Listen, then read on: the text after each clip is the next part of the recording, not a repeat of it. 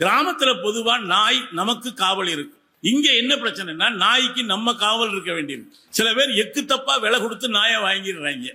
அதை பராமரிக்கிறதே பெரும்பாடா இருக்கு. நான் ஒரு நாள் ஒரு வீட்டுக்கு போயிருக்கேன், இவன் வெளியே படுத்து கிடக்குறான், நாய் உள்ள படுத்து கிடக்கு. என்னடாங்கிறேன், 50,000 கொடுத்து வாங்கியிருக்கேன், ஓடிட்டா என்ன செய்யறது அப்படின்னு. வெள்ளிக்கிழமையில கூழ் காய்ச்சி ஊத்துவோம்ல, சாமியை கும்பிடுவோம்ல, மாரியம்மன், எத்தனை நிறைய அம்மன் இருக்குல்ல. ஏன் கூழ் காய்ச்சுகிறோம் என்று சொன்னால், அன்றைக்கு ஒரு ஆடி வெள்ளியிலே கண்ணகிக்கு இழைக்கப்பட்ட அநீதியை சரி செய்வதற்காகத்தான் இன்னைக்கும் அவளை ஒரு தாயாக்கி கூழ் காய்ச்சி ஊற்றுவதன் மூலம் அந்த குற்றத்தை நாம் மறைக்க அல்லது குறைந்தபட்சம் கண்ணகியை நாம் சாந்தப்படுத்த முயல்கிறோம். அதனால்தான் ஆடி மாதத்திலே பெரும்பாலும் அம்மனை வழிபடுகிறோம் என்று தோப்பா சொல்கிறார். இப்ப வழக்குரை காதையினுடைய சிறப்பு என்னன்னாங்க, நீதி ஒரு மன்னனை எதிர்த்து கூட ஒரு சாதாரண குடிமகள், இன்னும் சொல்ல போனா கண்ணகிக்கு ஆதார் கார்டு கூட கிடையாதுங்க, ரேஷன் கார்டு கூட கிடையாதுங்க. அவ பிழைக்க வந்தவர். ஆனால் பிழைக்க வந்த இடத்திலே கூட தன்னுடைய கணவன் வெட்டுப்பட்டு இறந்தால் நீதி கேட்க முடியும், அந்த மன்னனும் அதை கேட்பான், அதை சரியான தீர்ப்பு வழங்குவான் என்று சொன்னதால் தான் சிலப்பதிகாரம் இன்றும் நிற்கிறது, நீடிக்கிறது. எனவே சில பேர் சொல்லுவாங்க, என்ன கண்ணகி எதுக்குங்க பூம்புகாரிலே வச்சு கோல 2 தட்டு தட்டி இருக்கலாம்ல, எங்கேயா போறேன் வர்றேன்னு. அது இல்லைங்க, அது சொல்ல வர்ற செய்தி அது இல்லைங்க. இங்க கூட கேட்கிறா, நான் அப்படி எல்லாம் மாதவி வீட்டுக்கு போனேனே, இதை பத்தி நீ என்ன நினைக்கிறேன்னு. இவன் போனது தப்பு, இதுல என்ன நினைக்கிறதுக்கு என்ன இருக்கு. அவன் சொல்றான், போற்றா ஒழுக்கம் புரிந்தனைடா, உலகத்துல செய்யக்கூடாத தப்ப நீ பண்ணிட்டடா அப்படின்னா. அவ்வளவுதான் சொன்னான். இதுக்கு இந்த சிலம்பை வச்சு மண்டை 2 குத்தியே குத்திருக்கலாம். போற்றா ஒழுக்கம் புரிந்தனை அப்படிங்கிற கோவலனை. எனவே நண்பர்களே, சிலப்பதிகாரம் இன்றைக்கும் நிக்குது, நீடிக்குதுன்னா அதில் இருக்கிற நீதி தாங்க. வள்ளுவன் சொல்லுவான்ல, ஒரு நீதி எப்படி இருக்கணும்னு சொன்னா, இந்த தராசு தட்டு எப்படி நிக்குதோ அது போல இருக்கணும். ஆனா இன்னைக்கு நீதி தட்டுக்கு கீழேயே கல் வைக்கிறாங்க. வழக்குரை காதைன்னு சொன்னேன்ல, அன்றைக்கு இதே மதுரைக்கு வந்து தன்னுடைய கோவலன் இறந்து பட்டதற்காக நீதி கேட்டால் கண்ணகி, இன்றைக்கு நம்முடைய பண்பாட்டின் வயதை சொல்வதற்கும் கூட நாம் நீதிமன்றத்தின் நெடிய படிக்கட்டுகளை தாண்டி நீதி கேட்க வேண்டி இருக்கிறது. ஆனால் நான் நிச்சயம் வெல்வோம். ஏன் தெரியுமா, கண்ணகிக்கே தீர்ப்பு சொன்ன மதுரையினுடைய பண்பாட்டை அழிக்கிற உரிமை உலகத்தில் எவனுக்கும் கிடையாது. ரொமிலா தாப்பர் என்கிற பேரறிஞர் சொல்கிறார், இந்த கீழடி மட்டும் வெளியே வந்துவிட்டால் இனிமேல் இந்திய வரலாற்றை எவனும் கங்கை கரையிலே இருந்து எழுத மாட்டான், வைகை கரையிலே இருந்துதான் இந்த எழுதப்படும் என்று. இங்கே தொகுத்து வழங்குகிற சகோதரரும் சகோதரியும் அழகாக சொன்னார்கள். அந்த நம்முடைய ஐயன் வள்ளுவருடைய சிலை திறப்பு விழாவினுடைய 25வது ஆண்டு விழாவில் சொல்வேந்தர் ஐயா சுகிசிவம் அவர்கள் தலைமையிலான பட்டிமன்றத்தில் பங்கேற்கிற ஒரு வாய்ப்பு கிடைத்தது. முதல்வர் உள்ளிட்ட அமைச்சர் பெருமக்கள் முன்னாள் வரிசையில் இருந்து அமர்ந்து கொண்டு பார்த்தார்கள். நான் பேசுகிற இடத்திலிருந்து பார்க்கிற பொழுது ஐயன் வள்ளுவனுடைய சிலை தெரிந்தது. நான் பேசுகிற பொழுது சொன்னேன், இந்த திருவள்ளுவர் மீது ஏதாவது சாயத்தை பூசிவிட முடியுமா என்று நிறைய பேர் துடிக்கிறார்கள். ஆனால் அந்த வள்ளுவன் மீது யாரும் எந்த சாயத்தையும் பூச முடியாது. விவசாயத்தை தவிர வள்ளுவன் எந்த சாயத்தையும் ஏற்றுக்கொள்ள மாட்டான் என்று நான் சொன்னேன். அந்த வள்ளுவர் சிலை வைக்கப்பட்ட பொழுது உண்மையிலேயே சகோதரி சொன்னது போல நாம் எல்லாம் கன்னியாகுமரி போனால் அதுவரை எங்க போனேன் அப்படின்னா விவேகானந்தர் பாறையை பார்க்க போனேன் என்றுதான் சொல்வோம். ஆனால் ஒரு பாறையை பார்க்க போனதை இப்போது யாராவது போனால் என்ன பார்த்தீர்கள் என்றால், ஒரு பாறையை பார்த்து கொண்டிருந்த தமிழ் மக்களை வள்ளுவனுடைய சிலையை பார்க்க வைத்தது உண்மையிலேயே சிறப்பு. இரண்டுமே அருகருகே இருக்கிறது. அங்கே ஞானத்தின் பெருவெள்ளம் விவேகானந்தர் தவம் செய்ததாக சொல்வார்கள். அருகிலேயே வள்ளுவன். யார் யாருக்கோ நானும் இன்றைக்கு இங்கே மரியாதைக்குரிய லட்சுமண பெருமாள் அவர்கள் ஒரு அருமையான கதை சொல்லி இங்கே மகாபாரதத்தையும் ராமாயணத்தையும் வேறு ஒரு கோணத்திலே சொன்னார். அதில் ஔவையினுடைய கதையும் கூட சொன்னார். அது அழகர் கோயிலில் பழமுதிர்ச்சோலையில் நடந்ததாக தான் சொல்லுவாங்க. எனக்கு தெரிஞ்சு தமிழில் முதல் கடி ஜோக்கு அடித்தது முருகப்பெருமான் தான். இந்த பள்ளிக்கூடத்து பிள்ளைங்க சொல்லுவாங்கல்ல, ஏன் திருமண வீட்டில் வாழை மரத்தை கட்டுறாங்க அப்படின்னு கேட்டால், கட்டலைன்னா கீழே விழுந்துருவாங்க. இதுதான் இந்த பயல்கள்கிட்ட வாயை திறக்க முடியாதுங்க. அது மாதிரி எனக்கு தெரிஞ்சு ஔவைக்கிட்ட முதல் முருகன் அடித்த கடிஜோக்கு என்னன்னா, கீழே விழுந்த நாகர் பழத்தை எடுத்து இது சுட்ட பழமா சுடாத பழமா என்பதுதான் முருகன் அடித்த கடிஜோக்கு முதல்ல. அதுல ஒரு அற்புதமான இடம்ங்க, நீங்க திருவிளையாடல் பார்த்திருப்பீங்க. இந்த மதுரை மாநகரத்தை பற்றி சொல்லுகிற பொழுது, நான் இங்க சகோதரி சொன்னது போல, நான் பிறந்தது தஞ்சை மாவட்டம் காவிரி கரையில என்றாலும் கூட கடந்த 40 ஆண்டுகளுக்கு மேலாக வைகை கரையிலே தான் நான் குடியிருந்து வருகிறேன். மதுரைக்கு இருக்கிற சிறப்பு என்னவென்றால், இன்றைக்கும் கூட மற்ற ஊருக்கு போனால் கோரிப்பாளையம் எங்க இருக்கு, ஆரப்பாளையம் எங்க இருக்குன்னா அந்த இடத்திற்குத்தான் வழி சொல்வார்கள். ஆனால் ஒரு இடத்திற்கு வழி கேட்டால் வாழ்வதற்கு வழி சொல்கிற ஒரு ஊர் இருக்கிறது என்று சொன்னால் அது மதுரை மட்டும்தான். இதை நான் சொல்லவில்லை, பரிபாடல் சொல்கிறது. உலகத்திலே இருக்கிற ஒட்டுமொத்த நகரத்தை எல்லாம் ஒரு தராசு தட்டிலே வைத்து மதுரை என்கிற ஒற்றை நகரத்தை மட்டும் மறு தட்டிலே வைத்தாலும் எல்லா நகரங்களையும் விட இந்த மதுரை தான் அதிகமான சிறப்புகளை பெற்றிருக்கும். இந்த தட்டுதான் கீழே எடை தாங்காமல் தாழ்ந்திருக்கும் என்று 2000 ஆண்டுகளுக்கு முன்னாலே பரிபாடல் பேசுகிறார். இந்த மதுரைக்கு ஏராளமான பெயர்கள் உண்டு. தூங்கா நகரம். மதுரையில யாராவது தூங்கி பார்த்திருக்கீங்களா? அதாவது நீங்க தூங்குறப்ப இன்னொரு ஆள் முழிச்சுக்கிட்டு இருப்பாப்புல, இன்னொரு ஆள் முழிச்சுக்கிட்டு இருக்கிறப்ப நீங்க தூங்கிக்கிட்டு இருப்பீங்க. அது ஒரு காலத்துல தூங்கா நகரம், நாளங்காடி, அல்லங்காடி என்று பகல்லையும் கடை உண்டு, இரவுலையும் கடை உண்டு. ஒரு காலத்துல சிம்மக்கல்ல மட்டும்தான் நீங்க பழம் இறக்க, காய்கறி இறக்க விடிய விடிய கடை இயங்கும். இப்ப சமீப காலமா மாட்டுத்தாவணி பக்கத்துல விடிய விடிய பிரியாணி கிடைக்குது. பிரியாணி ஒரு அற்புதமான உணவுங்க. ஏன் அப்படி சொல்றேன் தெரியுமா? நான் சொல்லல. ஒரு தடவை திண்டுக்கல்லுக்கு சீதாராம் யெச்சூரின்னு ஒரு பெரிய தலைவர் வந்தார். அவர் என்ன சொன்னார்னா, பிரியாணி இந்தியா மாதிரி அப்படின்னார். பிரியாணிக்கு இந்தியாவுக்கு என்னையா சம்பந்தம்னா, பிரியாணியில அரிசி இருக்கா, மசாலா பொருள்கள் இருக்கா, இறைச்சி இருக்கா, தண்ணி இருக்கா, எல்லாம் சேர்ந்தால்தான் இந்தியா. இப்படி பல பொருள்கள் சேர்ந்தால்தான் பிரியாணி. இது எல்லாம் இந்த பிரியாணி போல இந்தியாவும் இன்றைக்கும் சுவையாக இருக்க வேண்டும் என்று சொன்னார். அப்படி மதுரையில நாளங்காடி தூங்கா நகரம்னு பேரு. இப்ப நிறைய தொழில்கள் பழைய மாதிரி இல்லை. நான் ஒரு வெளியூருக்கு போன பொழுது, உங்க ஊர் மதுரையை தூங்கா நகரம்னு சொல்றீங்களே, அப்படி நைட் எல்லாம் தூங்காம மதுரைக்காரங்க என்னதையா பண்ணிட்டு இருக்கேன்னு கேட்டாங்க.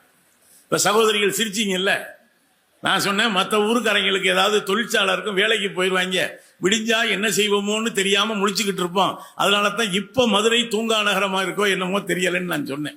உண்மையிலேயே மதுரைக்கு அற்புதமான சிறப்பு உண்டு. மூதூர் என்கிற பெயர் உண்டு. விழாமணி நகரம், விழாக்கள் நிறைந்த நகரம் என்று நம்முடைய மூதூர் மதுரைக்கு உண்டு. உண்மையிலேயே பெருந்தலைவர் காமராஜர் அவர்கள் முதல்வராக இருந்த பொழுது சில அதிகாரிகள் சென்று, நாங்க ஒரு ஐரோப்பியாவுக்கெல்லாம் போயிட்டு வரணும்னு சொன்னாங்களாம். எதுக்கு போறேன்னு கேட்டாராம். இல்ல நகரங்கள் எப்படி அமைக்கப்பட்டிருக்கிறது, லண்டன் எப்படி இருக்கு, பாரிஸ் எப்படி இருக்குன்னு பார்த்துட்டு வர்றோம்னு. காமராஜர் சொன்னார, நீ அங்கெல்லாம் போய் கிழிக்க வேண்டாம், தமிழ்நாட்டிலேயே ஒரு ஊர் இருக்கு, ஒரு நகரத்தை எப்படி அமைப்பது என்று அந்த ஊரை நீ போய் பார்த்தால் போதும். அது எந்த ஊருங்கயான்னு கேட்டாங்களாம். மதுரையை போய் பார். மதுரை மீனாட்சி அம்மன் கோயில், அது ஒரு தாமரை முட்டு போல இருக்க, ஆடி வீதி, மாசி வீதி, ஆவணி வீதி என்று மாதங்களின் பெயராலே ஒரு தாமரை பூ விரிந்திருப்பது போல கட்டப்பட்ட ஒரு அழகான அற்புதமான நகரம் நம்முடைய மதுரை மாநகரம். இன்றைக்கும் மதுரை தமிழ் ஒரு வஞ்சனை இல்லாத தமிழ். அதனாலதான் மதுரையில பேசுகிற பொழுது உண்மையிலேயே மகிழ்ச்சி. நான் இந்த மதுரையில் நடந்த ஒரு கதையத்தான் சொல்ல போறேன். நிறைய பெண்கள் இருக்கிறது உண்மையிலேயே மகிழ்ச்சி. நீங்க கடைசி வரைக்கும் இருக்கணும், அது ரொம்ப முக்கியம். குபீர்னு எந்திரிச்சு பீதி உண்டாக்கிடக்கூடாது. இப்பெல்லாம் குடியிருக்கிறது கீழே வைத்தியநாதபுரம், அது சொன்னா நிறைய பேருக்கு தெரியாது. தத்தனேரிக்கு பக்கத்தில் இருக்கு. நான் பல ஊர் சுத்திட்டு மதுரை மாட்டுத்தாவணி பஸ் ஸ்டாண்ட்ல இறங்கி ஒரு நாள் ஒரு ஆட்டோ டிரைவர்கிட்ட கேட்டேன். ஏன்னா வைத்தியநாதபுரம் சொன்னா தெரியாதுன்னு, பெரிய இடமா சொன்னாதானே தெரியும். எங்க போகணும்னாரு. தத்தனேரி அப்படின்னு. அவர் சொன்னாரு 300 ரூபா ஆகும் அப்படின்னாரு. நான் சொன்னேன் ரொம்ப அதிகம்னு, ஒரு 200 ரூபா வாங்கிக்க. ஒரு வார்த்தை சொன்னாரு பாருங்க, பெரிய சித்தருங்க. இல்லைண்ணே, தத்தனேரி போனா ரிட்டர்ன் கிடைக்காதுன்னாரு. உங்களுக்கு புரியுதா? தத்தனேரிக்கு போய் இது வரைக்கும் எவனாவது ரிட்டர்ன் ஆயிருக்கானா? அன்னைக்கு தான் நான் புரிஞ்சுக்கிட்டேன். 300 ரூபா வச்சுக்கண்ணே, நீ தத்தனேரிக்கு போனா எவனும் திரும்ப மாட்டாங்கன்னு. தானா எவனும் கெடமாட்டான், யாரும் தள்ளி விடாம கெடமாட்டான்னு சொன்ன மக்கள் கவிஞர் பட்டுக்கோட்டை. இது இந்த ஆட்டோ சித்தர் சொன்னார். எங்க சித்தர் ஒருத்தர் தோழர், நன்மார் தோழர் இருந்தார். அவர் தான் ஒரு தடவை சொன்னார், வாழ்க்கைங்கிறது ஒண்ணும் இல்லையா, கோரிப்பாளையத்தில் ஆரம்பிச்சு தத்தனேரியில முடிஞ்சு போயிருந்தார். கோரிப்பாளையங்கிறது என்ன? அரசு ராஜாஜி மருத்துவமனை. அங்க ஆரம்பிச்சு இடையில இருக்க ஊர் பேர் என்ன? செல்லூர். கோரிப்பாளையத்தில் ஆரம்பிச்சு செல்லும் வழியாக ஊர் சென்றால் தத்தநேரியில சோழி முடிஞ்சிடும். அது கூட இப்பெல்லாம் முன்ன மாதிரி கட்டையெல்லாம் வச்சு அடுக்க வேண்டிய அவசியமே இல்லைங்க. நிறைய மின் மயானம் வந்துருச்சு, எரிவாயு மயானம் வந்துருச்சு. கட்டை வச்சு அடுக்கி அதுல இங்க உண்மையிலே நான் முதல்ல சொல்லிடுறேன், இன்னைக்கு பாரதியினுடைய நினைவு நாள். நானும் தோழர் லட்சுமண பெருமாளும் பேசுகிற பொழுது எங்கள் பக்கத்திலே 2 ஆண் அதிகாரிகள் அமர்ந்திருந்தால் கூட அது பாரதிக்கு செய்கிற மரியாதை அல்ல. பட்டங்கள் ஆள்வதும் சட்டங்கள் செய்வதும் பாரினில் பெண்கள் நடத்த வந்தோம் என்று 2 சகோதரிகள் அதிகாரிகளாக அமர்கிறது தான் பாரதிக்கு செய்த மிகப்பெரிய மரியாதை. ஆண்களோடு பெண்களும் சரி நிகர் சமானமாய் வாழ்வும் இந்த நாட்டிலே என்று சொன்னான் பாரதி. 3 வார்த்தை: சரி, நிகர், சமானம். சரின்னாலும் ஒண்ணுதான், நிகர்னாலும் ஒண்ணுதான், சமானம்னாலும் ஒண்ணுதான். ஒரு வார்த்தை சொல்லி முடிச்சிருக்காங்க பாரதி. ஆனால் இந்த ஆணாதிக்க மூளையிலே ஒரு முறை சொன்னால் உரைக்காது என்பதால் தான் பாரதி 3 முறை சொன்னான். ஆண்களோடு பெண்களும் சரி நிகர் சமானம் என்று பாரதி சொல்லிவிட்டு போனான். எதுக்காக இதை சொல்றேன்னா, அந்த சுடுகாட்டுக்கு போனால் நம் வாழ்வில் காணா சமரசம் உலாவும் இடமே, அங்கதான் எல்லாம் ஒன்னா படுத்திருப்பாங்க. அதுல இப்ப என்ன சொல்றாங்க? ஆம்பளை புள்ள பிறந்தா எனக்கு கொல்லி வைக்க ஒரு புள்ள பிறந்துட்டான், நான் பிறந்த உடனே அவனை கொல்லி வைக்க போறான். பொம்பளை புள்ள பிறந்தா கொல்லி வைக்கலாம். ஏன்? யாரு வச்சா என்ன? யார் வச்சாலும் எரியும்ல, அது கூட பிரச்சனை இல்லை. யாரும் உங்களுக்கு கொல்லி எல்லாம் வைக்க வேண்டியதில்லை. தத்தநேரியில புக் பண்ணிட்டு ஒரு பிளேட்ல வச்சு ரவா தோசை மாதிரி உள்ள அனுப்புறாங்க. அதிகபட்சம் 20 to 25 நிமிஷம் மிச்சர் பொட்டல மாதிரி கையில் அள்ளி கொடுத்துட்றாங்க. நான் எல்லாருடைய எலும்புகளையும் அள்ளி கொட்டி இருப்பார்கள். நான் இங்க கூட சில பேர் சொல்றாங்க ஜாதி ஜாதி ஜாதின்னு. அன்றைக்கு ஒரு சித்தன் கேட்டான், எலும்பு தோளிலே இலக்கம் இட்டு இருக்குதோ, நம்பர் போட்டிருக்கா, இன்ன ஜாதிக்கு இன்ன நம்பர்னு அங்க அள்ளி கொட்டியிருப்பாங்க. யாராவது ஒரு பெரிய தலைவரை கூப்பிட்டு, அண்ணே எல்லா ஜாதி எலும்பையும் ஒன்னா கொட்டி விட்டாங்க தெரியாம, நீ நம்ம ஜாதி எலும்பை மட்டும் பொறுக்குனே, பொறுக்கிடுவாரா? அவர் எவ்வளவு பெரிய பொறுக்கிய வேணாலும் இருக்கட்டும்,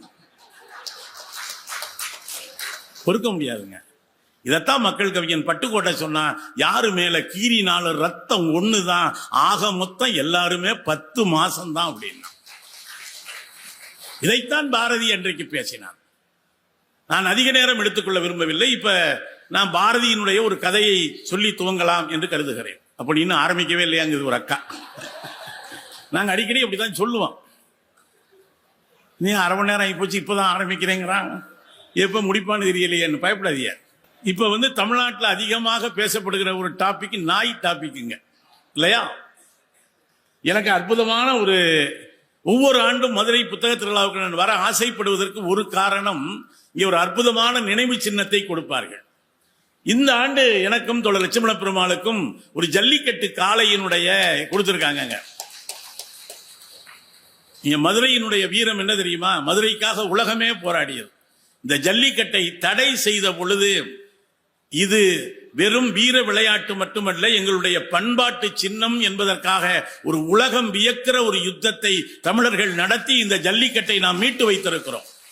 ஏன்னா ஜல்லிக்கட்டு எத்தனை பேர் அலங்காநல்லூருக்கு பார்த்திருக்கீங்கன்னு எனக்கு தெரியாது. சில ஸ்பெயின் போன்ற நாடுகள்லையும் காளையையும் மனுஷனையும் ஒரே மைதானத்தில் விடுவாங்க. என்ன தெரியுமா நடக்கும்? மனிதனுடைய கையிலே ஒரு மிகப்பெரிய கத்தி இருக்கும், மாடு வெறும் கொம்போடு இருக்கும். ஒரு சிகப்பு துணியை காட்டி காட்டி அந்த மாடை ஓட விட்டு கத்தியால் குத்தி ஒன்று மனிதன் சாக வேண்டும் அல்லது அந்த மாடு சாக வேண்டும். கடைசியில் அந்த செத்து போன மாட்டை சமைத்து சாப்பிடுவார்கள். ஆனால் நண்பர்களே, இங்கே ஒருபோதும் அப்படி நடந்ததே இல்லை. இந்த மாடும் மனிதனும் தோழன் வேளாண்மையை சேர்ந்து செய்வதால் அது கூட கொம்பை அல்ல, அதனுடைய திமிழை பிடித்து ஒரு விளையாட்டாகத்தான் தமிழர்கள் 2000 சங்க இலக்கியத்திலேயே நம்முடைய ஜல்லிக்கட்டு இருந்ததற்கான, நீங்க பாத்தீங்கன்னா 50 ஆம்பளைய தூக்கி எரியுங்க அந்த ஜல்லிக்கட்டு காலை. ஆனா அதை வளர்த்த ஒரு பொண்ணு நின்னுச்சுன்னா கண்ணுக்குட்டி மாதிரி அது கையை காட்டினவுடனே நிக்குது பாத்தீங்களா, அதுதாங்க அந்த. ஆனா நாய்க்கும் மனிதனுக்குமான உறவு கொஞ்சம் சிக்கலானது. நான்லாம் கிராமத்தில் இருந்தவன். கிராமத்துல பொதுவா நாய் நமக்கு காவல் இருக்கு. இங்க என்ன பிரச்சனைனா நாய்க்கு நம்ம காவல் இருக்க வேண்டியிருக்கு. சில பேர் எக்கு தப்பா விலை கொடுத்து நாயை வாங்கிடுறாங்க. அதை பராமரிக்கிறதே பெரும்பாடா இருக்கு. நான் ஒரு நாள் ஒரு வீட்டுக்கு போயிருக்கேன். இவன் வெளியே படுத்து கிடக்குறான், நாய் உள்ள படுத்து கிடக்கு. என்னடாங்கிறேன், 50,000 கொடுத்து வாங்கியிருக்கேன், ஓடிட்டா என்ன செய்யறது அப்படின்னு. இப்ப நமக்கு நாய் பாதுகாப்பு கொடுத்த காலம் போய் இன்னொரு வீட்டுக்கு போறாங்க, அது உடம்பு பூரா முடிங்க, பார்த்தா ஒரு முடி கூட மாதிரி இருக்குது. எனக்கு எது முன்பக்கம் எது பின்பக்கம்னே தெரியலங்க. நான் கேட்டேன், இந்த நாய்க்கு எதிரா முன்பக்கம் எது மாப்பிள்ள பின்பக்கம்னு, அதை பத்தி நீ ஏன் கவலைப்படுறேன்னா, நான் ஒண்ணு சொன்னேன், ஒரு பொது அறிவை வளர்த்துக்கத்தாயா, வேற ஒண்ணும் இல்லை என்ன. அவன் சொன்னான், சூன்னு விரட்டி விடுது, எந்த பக்கம் ஓடுதோ அதான் முன்பக்கம்னா. நான் ஒரு வெட்டி பாய சூன்னு, அந்த நாய் ஓடுனுச்சு, கெக்கன்னு சிரிச்சான். ஏன்டா சிரிக்கிறேன்னு, ஏன் நாய் ரிவர்ஸ்ல ஓடுதுங்கிறான். இப்படி வீட்டுக்கு வர்றவங்களை கிறுக்கு பிடிக்க விடுறதுக்குன்னே நாய் விளைக்கிறவங்க இருக்காங்க. பாரதி ஒரு நாய் கதை சொல்றாருங்க. அந்த கதையை ரொம்ப நேரம் சொல்ல நேரம் இல்ல, கொஞ்சம் சிலப்பதிகாரமும் உங்ககிட்ட சொல்லலாம்னு ஆசை. அதனாலதான் செப்புவது உடையேன் அப்படின்னு ஒரு தலைப்பு கொடுத்திருக்கேன். இது எதுல இருக்கு? இந்த செப்புவது உடையேன்கிறது சிலப்பதிகாரத்தினுடைய வழக்குரை காதையில இருக்கு. தேரா மன்னா செப்புவது உடையேன் என்று பூம்புகாரியில இருந்து புறப்பட்டு வந்த கண்ணகி பாண்டியன் நெடுஞ்செழியனை பார்த்து தேரா மன்னா அப்படின்னா ஏன் சொன்னாங்கிறத பின்னால சொல்றேன். நான் உடனே சொன்னா டிவி தொடரையே உட்காந்து தொடரும்னு போட்டீங்கன்னா அடுத்த நாள் பாக்குறீங்கல்ல. இப்ப நாய் கதையை முடிச்சுக்கிட்டு அப்புறம் அங்க போவோம். ஒரு அரண்மனையில ராஜா நாய் வளர்க்கிறார். அது எதுனா வேட்டைக்கு வளர்ப்பாங்க. உண்மையிலேயே இந்த ராஜாக்கள் பின்னால நிறைய மிருகங்கள்லாம் வச்சிருப்பாங்கல்ல, புலி சிங்கம் எல்லாம், அதெல்லாம் அவங்க போய் அடிச்சிருக்க மாட்டாங்க, யாராவது அடிச்சிருப்பாங்க. இவங்க பக்கத்தில் போஸ் கொடுத்துருப்பாங்க. நம்ம வடிவேலு இம்சை அரசன் 23ஆம் புலிகேசியில போஸ் கொடுத்த மாதிரி தான் பல மன்னர்கள் கொடுத்திருக்காங்க. சரி, அது ஒரு பக்கம் இருக்கட்டும். பல ராஜா அப்படித்தான் இருந்திருக்காங்க. இந்த யோசனை உங்களுக்கு எங்க வந்துச்சுன்னா, கக்கூசில் உட்கார்ந்தப்போ வந்துச்சு சொன்னார் பாருங்க அந்த மன்னர். அந்த மாதிரி ஒரு அரண்மனையிலே வளர்க்கப்படுகிற ஒரு வேட்டை நாயும் சோத்துக்கு இல்லாத ஒரு தெருநாயும் சந்திக்கின்றன. அப்பொழுதெல்லாம் நாய் ஆர்வலர்கள் அதிகம் இல்லாத காலம் அது. 2 நாய் சந்திக்குதுங்க. இந்த நாய் பார்த்தா குதிரை மாதிரி இவ்வளவு உயரம் இருக்குங்க. இது அரண்மனை நாய். ஓசி சோறு திங்கிற நாய் அப்படித்தானே இருக்கும். இந்த நாய் எலும்பும் தோளுமா இருக்கு. யாரு? நம்ம தெரு நாய். 2 பேரும் பேசிக்குதானே, நீயும் நாய் நானும் நாய், நீ என்னன்னா இப்படி கொழு கொழுன்னு இருக்கேன், நான் இப்படி இருக்கேன். இந்த அரண்மனை நான் கேட்குது, என்ன சாப்பிடுவேனா? நான் என்ன சாப்பிடுவேன்னு நான் தீர்மானிக்க முடியாதுன்னு.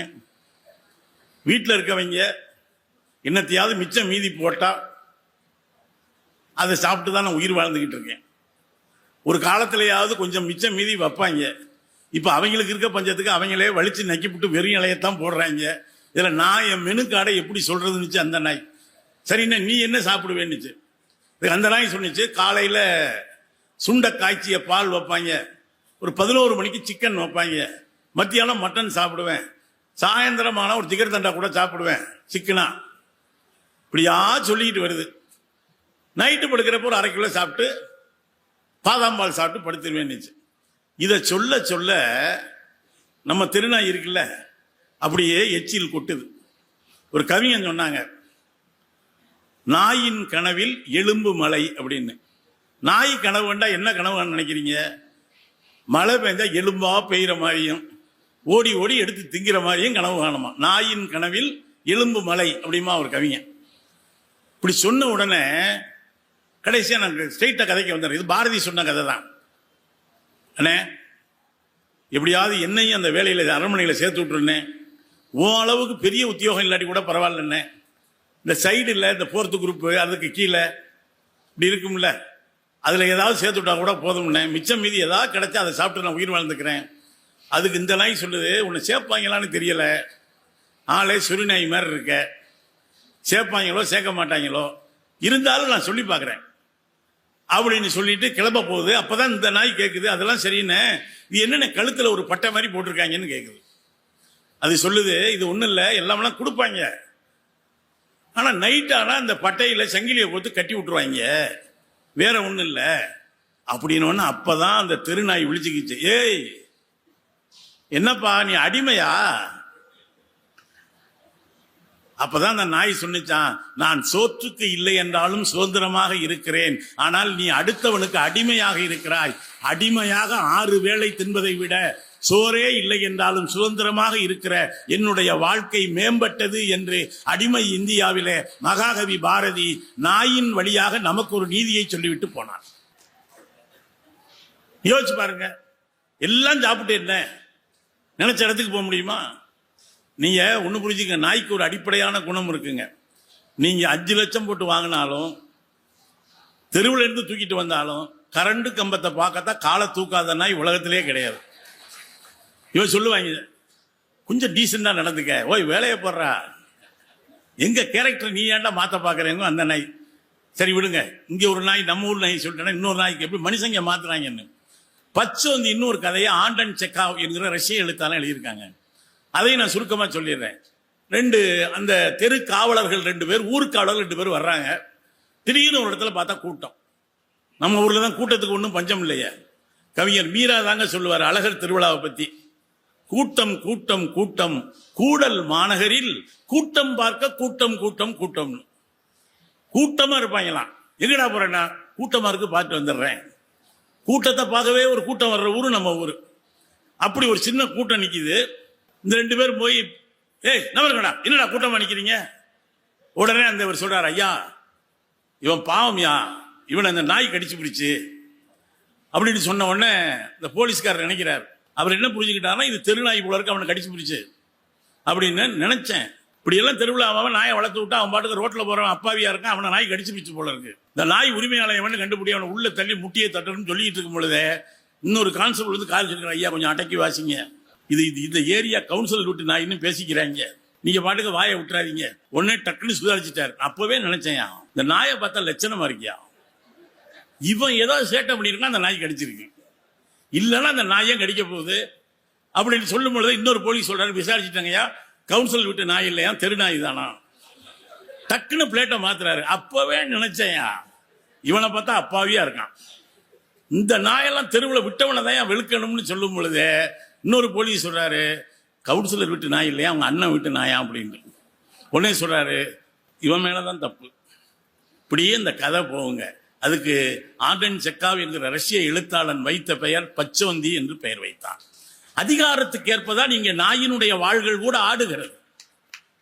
இங்க பல பேர் சொல்லுவாங்க, நாயை வச்சு பலமுறை சொல்லுவாங்க, நாய் வாளை நிமிர்த்த முடியாது. அதையே நீ நிமித்துற, அது வளைஞ்சிருந்துட்டு போகுது, உன் வேலையை பாரு. உலகத்துல எல்லாத்தையுமே கிழிச்சிட்ட மாதிரியும் இந்த நாய் வாழ் வளைஞ்சிருக்கிறதுனாலதான் இவனுக்கு ரொம்ப நஷ்டம் மாதிரியும் அது என்னைக்காவது சொல்லியிருக்கா? மனுஷன் மூக்க சரி பண்ண முடியாதுன்னு சொல்லியிருக்கா? இவன் தாங்க உலகத்தையே கரெக்ட் பண்ணேன்னு சொல்றான். நம்ம செப்புவது உடையேன்னு சொன்னேன் இல்லையா, நான் இந்த ஔவை பாட்டியினுடைய கதை சொன்னேனே, அதை திருவிளையாடல்ல வருங்க. அதாவது முருகப்பெருமானுடைய வீட்டில் நிறைய கோர்ட்டு தான் இன்னைக்கு நம்ம பேச போறது. இந்த செப்புவது உடையேன் என்கிறது ஒரு கோர்ட்டு சீன் தான். அதுக்கு முன்னால போனீங்கன்னா கண்ணகியை விட்டு பிரிந்து மாதவி வீட்டிலே கோவலன் இருக்கிறான். அப்ப ஒரு பிராமண பெண் தோழி சொல்றா, உன் புருஷன் திரும்ப வரணும்னா இங்க மன்மத கோட்டத்துல சோமகுண்டம் சூரிய குண்டம்னு 2 குண்டம் இருக்கு, அதுல போய் குளித்து எழுந்தால் உன் கணவன் மாதவியை பிரிந்து உன்னிடம் வந்து விடுவான் என்று சொன்ன பொழுது கண்ணகி என்ன தெரியுமா சொன்னா, பீடு அன்று அவனா மனந்திருந்தி வராம நாம் போய் குளத்துல குளிக்கிறது எனக்கு பெருமை அல்ல. கண்ணகி ரொம்ப அளவாத்தாங்க பேசுவா, கசகசன்னு பேச மாட்டா. அவ ஓவரா பேசுறது எங்க தெரியுமா? பாண்டிய நெடுஞ்செழியனுடைய அவையில தான். நீங்க எடுத்த உடனே கடவுள் வாழ்த்துன்னு இளங்கோடிகள் சிலப்பதிகாரத்தில் என்ன சொல்றார் படிச்சிருப்பீங்க. முதல் வார்த்தை என்ன? திங்களை போற்றுதும் திங்களை போற்றுதும். திங்கள்லாம் சந்திரன் அர்த்தம். இப்ப கூட சந்திர கிரகணம் வந்துச்சு இல்ல, உலகத்துல என்னென்னமோ கண்டுபிடிக்கிறாங்க. நம்ம ஆளுக்கு கண்டுபிடிச்சது சந்திர கிரகணத்தின் பொழுது சாப்பிடக்கூடாது. பல பேர் வாழ்க்கையே சந்திர கிரகணமா இருக்க, சாப்பிட முடியாம அதுக்கு என்ன செய்வது, வறுமையில பிடிச்சிருக்கு. திங்களை போற்றதும் திங்களை போற்றதும் ஆரம்பிக்கிற இளங்கோடிகள் அடுத்தது ஞாயிறு போற்றதும் ஞாயிறு போற்றதும் தான். இதை நான் சொன்னேன், இப்படி சொல்லியிருக்காரு யாருன்னு. இளங்கோடிகள் சொன்னது பின்னால சொன்னதாங்க சரின்னா ஒரு பையன். ஏண்டா அப்படின்னு இல்லைங்க, பொதுவாக ஞாயிற்றுக்கிழமை தான் லீவு, இவர் ஏங்க அடுத்த நாள் பள்ளிக்கூடத்துக்கு திங்கக்கிழமையை போய் திங்களை போட்டுதும் சொன்னாருன்னாப்ல. ஏன்னா நான் உன் பள்ளிக்கூடத்தை பத்தி அவர் பேசல, ஒரு உலகத்தை பத்தி பேசியிருக்காரு, செத்த சும்மா இருறா அப்படின்னு. அதுல திங்களை போற்றுதும் சொல்லிட்டு அடுத்து ஞாயிறு போற்றும், அடுத்து என்ன சொன்னாரு, மாமலை போற்றுதும் மாமலை போற்றுதும் அப்படின்னாரு. இது ஒரு ஆசிரியர் என்ன சொல்றாருன்னா, ஏன் முதல்ல திங்களை சொன்னார் என்றால், சிலப்பதிகாரத்திலே 3 வகையான காண்டம் உண்டு. ஒன்று புகார் காண்டம், இன்னொன்று நம்முடைய மதுரை காண்டம், மூன்றாவது வஞ்சி காண்டம். கண்ணகி பூம்புகாரில திங்களை போல மென்மையாக இருக்கிறாள். மதுரைக்கு வருகிற பொழுது பாண்டிய நெடுஞ்செழியனை எதிர்த்து நீதி கேட்கிற நெருப்பாக இருக்கிறாள், ஞாயிறை போல இருக்கிறாள். வஞ்சி காண்டத்தில் அதே கண்ணகி என்ன ஆகிறா, தெய்வமாகி விடுகிறாள். கதைப்படி சொல்றேன் நான். அப்ப அங்க திங்களாக இருந்தவள் மதுரை காண்டத்திலே ஞாயிறாக மாறி வஞ்சி காண்டத்திலே மாமலையாக உலகத்துக்கே தெய்வமாகி விடுகிறாள். தோ பரமசிவன் என்கிற ஆய்வியல் அறிஞர் சொல்கிறார், இங்கே நம்முடைய ஊரிலே இருக்கிற மாரியம்மன் வழிபாடு என்பது கண்ணகி வழிபாட்டிலிருந்து தான் வந்திருக்க வேண்டும். ஏன் தெரியுமா? அவர் சொல்றாரு, இதே மதுரையில பழங்கானத்தம் பக்கத்துல கோவலன் பொட்டல்னு ஒரு இடம் இருக்குங்க. அங்குதான் வைத்து கோவலன் கொல்லப்பட்டார். கோவலன் கொல்லப்பட்டது எப்ப தெரியுமா? ஒரு ஆடி மாதம் வெள்ளிக்கிழமை. ஒரு ஆடி மாதம் வெள்ளிக்கிழமையிலே கோவலன் கொல்லப்பட்டான். அவள் அந்த கண்ணகியினுடைய வழிபாடு பின்னாலே அம்மன் வழிபாடாக, ஒடுக்கப்பட்ட பெண்களின் வழிபாடு தான் பெரும்பாலும் அம்மன் வழிபாடு. நீதி மறுக்கப்பட்ட, கொல்லப்பட்ட. இன்னொரு கவிஞர் அப்துல் காதர் சொல்லுவாங்க, அம்மையை எல்லோரும் நோய் என்றார்கள், தமிழர்கள் மட்டும்தான் அதை தாய் என்றார்கள் என்பார். அது மாரியம்மனோட தானே அம்மை இணைச்சுக்கிறோம் நம்ம. ஏன் நம்ம மதுரையில் பல கோயில்கள்ல ஆடி மாசம் வெள்ளிக்கிழமையில கூழ் காய்ச்சி ஊத்துவோம்ல, சாமியை கும்பிடுவோம்ல, மாரியம்மன் எத்தனை நிறைய அம்மன் இருக்குல்ல. ஏன் கூழ் காய்ச்சுகிறோம் என்று சொன்னால், அன்றைக்கு ஒரு ஆடி வெள்ளியிலே கண்ணகிக்கு இழைக்கப்பட்ட அநீதியை சரி செய்வதற்காகத்தான் இன்னைக்கும் அவளை ஒரு தாயாக்கி கூழ் காய்ச்சி ஊற்றுவதன் மூலம் அந்த குற்றத்தை நாம் மறைக்க அல்லது குறைந்தபட்சம் கண்ணகியை நாம் சாந்தப்படுத்த முயல்கிறோம். அதனால்தான் ஆடி மாதத்திலே பெரும்பாலும் அம்மனை வழிபடுகிறோம் என்று தோப்பா சொல்கிறார். இதுல இவர் சொன்னார்ல, நம்முடைய காதர் பாட்சா எப்படி ஒரு முருகன் பாட்டை பாடி நீதிபதியே நிறுத்தினார் அப்படின்னு. ஒரு அற்புதம் என்ன தெரியுமா? சகோதரிகளுக்கு தெரியும். ஆடி மாசம் அதிகமாக ஒலிக்கிற பாடல்களை பாடியது யார்? பொதுவா மாரியம்மன் கோயில்ல, நம்ம அம்மன் கோயில்ல யார் பாட்டு அதிகமா போடுவாங்க? எல்லா பாட்டும் போடுவாங்க. அதிகமா போடுற பாட்டு எல்லார் ஈஸ்வரி பாட்டு இல்லையா? செல்லாத்தா செல்ல மாரியாத்தான்னா சும்மா இருக்கிற ஆத்தாலாம் எழுந்து ஆடுது. பெரும்பாலும் தாயே கருமாரி உட்பட அநேகமாக நாம் கேட்கிற எல்லா அம்மன் பாடல்களையும் பாடியவர் எல்லார் ஈஸ்வரி தான். உங்களுக்கு தெரியுமா? எல்லார் ஈஸ்வரி பிறப்பால் ஒரு கிறிஸ்தவர். எல்லார் என்பது லூர்து மேரி ஈஸ்வரி ராஜராஜேஸ்வரி என்பதுதான். ஏன்னா மதத்துக்கு, இசைக்கு, கடவுளுக்கெல்லாம் மதமே கிடையாதுங்க. ஏசுதாஸ் பாடினாலும் ஐயப்பன் ஏற்றுக்கொள்வார், எல்லார் ஈஸ்வரி பாடினாலும் அம்மன் ஏற்றுக்கொள்வார். நம்ம தான் சாமிக்கு ஜாதி பார்க்கிறோம், மதம் வைக்கிறோம். அது ஒரு பக்கம் இருக்கட்டும். அவர் சொன்னார்ல ஒரு அற்புதமான செய்தி. இதே நம்முடைய மதுரைக்காரர் தாங்க தியாகி விஸ்வநாத தாஸ். அவர் முருகன் வேஷம் போட்டு வந்தாருன்னா அப்படி இருக்குங்க. முருகன் எல்லா நாடகத்திலையும் முருகன் வெள்ளை கொக்க விரட்டுவார். ஆனா இவர் முருகன் வேஷம் போட்டு வேல்கம்பை பிடிச்சிக்கிட்டு வெள்ளைக்காரங்களை திட்டுவார். வெக்கங்கொட்ட வெள்ளை கொக்குகளா, விரட்டி அடிச்சாலும் வருகிறா அப்படிம்பார். உடனே போலீஸ் மேடைக்கு வந்துடும். என்ன வள்ளி திருமணத்தை விட்டு வேற ஒரு நாடகம் நடத்திக்கிட்டு இருக்க, வள்ளிய காதலின்னா வெள்ளைக்காரன் எதுக்கு திட்டுற? உடனே விஸ்வநாதன் சொன்னாரு, உன்னை கைது பண்றோம்னாரு. உடனே அவர் சொன்னாரு, என்ன நீ கைது பண்ண முடியாது. ஏன்? நான் இப்ப முருகன் வேஷத்துல இருக்கேன். முருகனுக்கெல்லாம் அரெஸ்ட் வாரண்ட் போடுற அளவுக்கு எவனும் இன்னும் பிறந்து வரல. இப்ப நான் முருக வேஷத்துல இருக்கிறேன், இப்ப என்ன கைது பண்ண முடியாதுன்ட்டாப்ல. சரின்னு போலீஸ் எப்படியும் வேஷத்தை நீ கிளப்பியல்ல, களைச்சிட்டு இறங்கி வான்னு வெயிட் பண்ணிக்கிட்டு இருந்தாங்க. மேக்கப் போய் களைச்சிட்டு வந்தாரு, கைது பண்ண போனாங்க. எங்க வர்ற அப்படின்னாப்ல. இல்ல நீ தானே வெக்கம் கேட்ட வெள்ளை கொக்குகளா விரட்டி அடிச்சாலும் வர்றீங்களான்னு கேட்டியல்ல, கைது பண்ண போறான். அது பாடுறது முருகன். நான் பாடுனா என்ன கைது பண்ணு. ஏன் சொல்றேன்னாங்க, அந்த விஸ்வநாத தாஸ் சென்னையில இருக்கிற பொழுது முருகன் வேடம் ஏற்று நடிக்கிற பொழுதே இறந்து போனாருங்க. நம்மெல்லாம் போனா அதிகபட்சம் ஆம்புலன்ஸ் சொல்லவும் பயமா இருக்கு. அதிகபட்சம் பாடையில படுக்க வச்சு கொண்டு போவாங்க. ஆனால் விஸ்வநாத தாஸ் அவர்களை மட்டும்தான் முருகன் வேடத்திலே மயில் வாகனத்திலே அமர்த்து சுடுகாட்டிற்கு சென்ற ஒரே கலைஞன் தியாகி விஸ்வநாதாஸ் மட்டும்தான். அப்படி ஒரு பெருமையை சென்னை மாநகரமே கூடி நின்று நம்முடைய மதுரை கலைஞனை வழியனுப்பியது. நம்ம சிலப்பதிகாரத்துக்கு வர்றேன். நீங்க ஷேக்ஸ்பியருடைய சிலப்பதிகாரம் என்கிற பெயர் இருக்கு இல்லையா, நீங்க இப்ப ராமாயணம் அப்படின்னு சொன்னாரு, அது ராமனை பேசுவது. நீ சிலப்பதிகாரம் என்பது எந்த மனிதனை பற்றியதும் இல்லைங்க. சிலப்பதிகாரம் ஒரு காலத்துல பெண்கள் காலில் அணிந்திருந்த ஒரு அணிகலன். இப்ப நம்ம கொலுசு அணிஞ்சிருக்கிற மாதிரி, கொலுசை விட மிஞ்சின்னு ஒண்ணு போடுவோம் பார்த்தீங்களா பெண்கள், அது கல்யாணத்தன்னைக்கு ஆணுக்கும் போடுவாங்க பெண்ணுக்கும் போடுவாங்க. ஆம்பளைக்கு அன்னைக்கே கழட்டிடுவாங்க, பெண்கள் கடைசி வரைக்கும் போட்டிருப்பாங்க. அதுக்கு சில ஊர்ல மிஞ்சின்னு சொல்லுவாங்க, மெட்டின்னு சொல்லுவாங்க.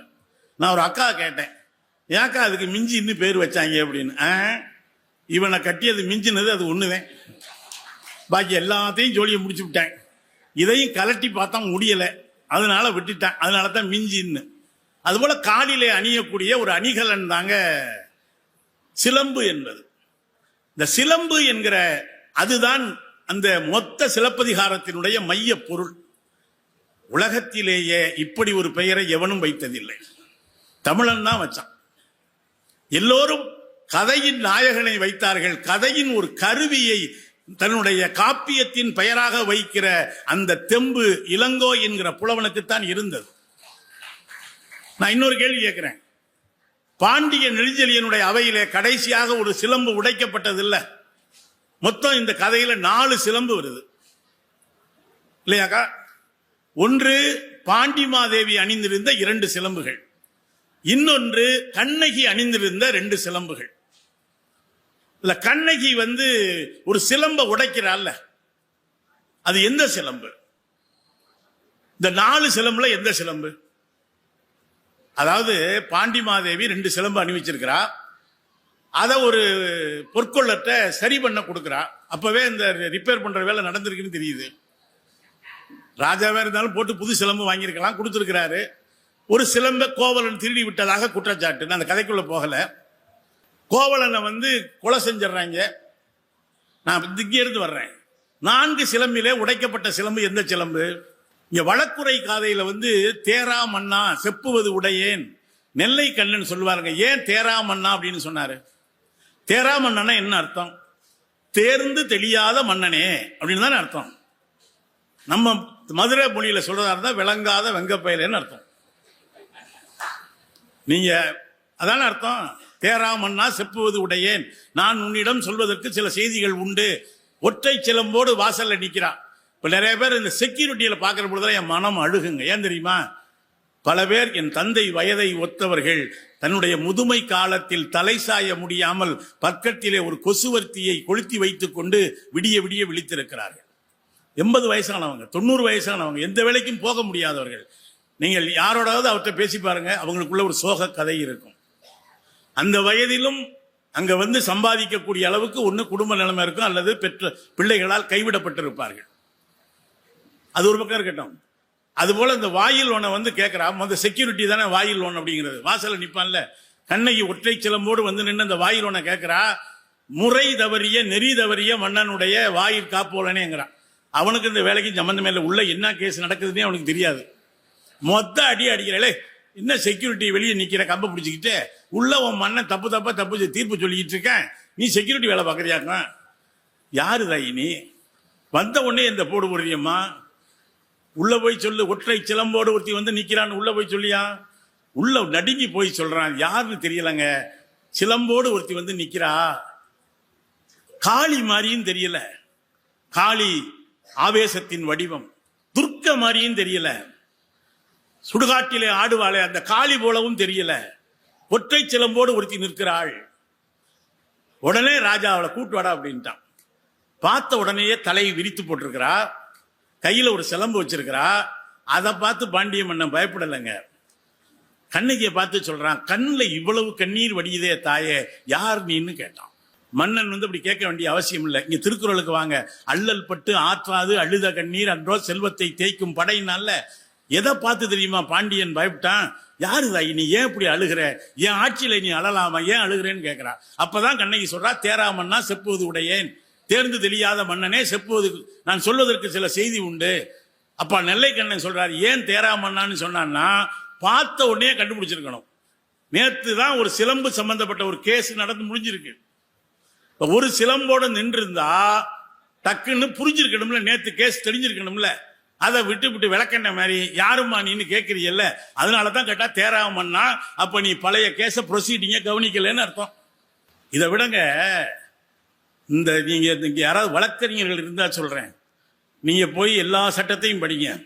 ஆனா சிலப்பதிகாரத்தினுடைய ஒரு வழக்குரை காதையை படித்து விட்டால் ஒரு வழக்கை எப்படி நடத்த வேண்டும் என்பதற்கு ஆதி வழக்கறிஞர் கண்ணகியை விட வேறு யாரும் இல்லை. என்ன தெரியுமா சொல்றா? இப்பெல்லாம் நீதிமன்றத்தில் சொல்லும் பொழுது அந்த உச்ச நீதிமன்றம் அளித்த தீர்ப்பு படின்னு பழைய தீர்ப்பை கோட் பண்ணுவாங்கல்ல. நீ யாருன்னு கேட்ட உடனே சொல்றா, நான் யாரு தெரியுமா, நான் சோழ நாட்டை சேர்ந்தவன். சோழ நாடு எப்படிப்பட்டது தெரியுமா? தன்னுடைய தேர்காலிலே ஒரு கன்று அடிபட்டு விழுந்ததற்காக தன்னுடைய மகனையே பலி கொடுத்தானே மனுநீதி சோழன், அவளுடைய மண்ணிலே இருந்து நான் வருகிறேன் அப்படின்னு ஒரு சுப்ரீம் கோர்ட் தீர்ப்பை கோட் பண்றான்.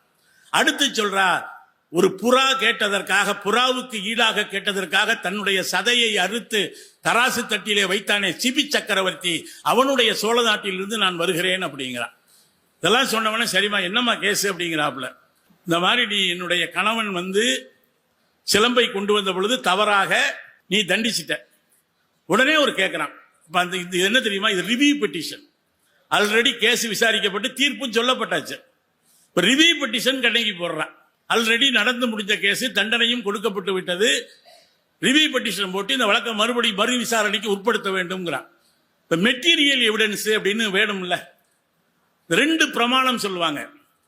ஒன்று கண்ணுக்கு முன்னால் தெரிகிற சாட்சி பிரமாணம், இன்னொன்னு அனுமான பிரமாணம்.